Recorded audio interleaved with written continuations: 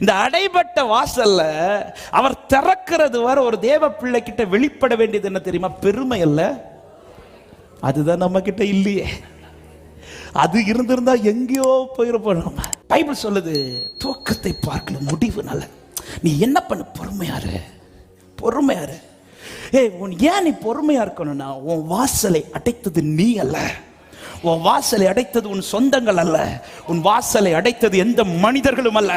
கர்த்தர் உன் வாசலை அடைத்திருக்கிறார். ஆனா யோபு வெயிட் பண்றார். யோபு வெயிட் பண்றார். யாக்கோபு 5வது அதிகாரத்தின் 11வது வசனத்தை வாசியுங்கள்.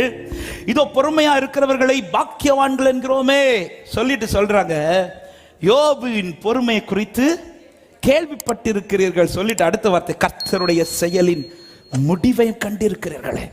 அப்ப பொறுமையா, இந்த அடைக்கப்பட்ட காலத்துல நான் பொறுமையா இருக்கணும். எதுக்கு பொறுமையா இருக்கணும்? அவர் திறக்கிறது வர.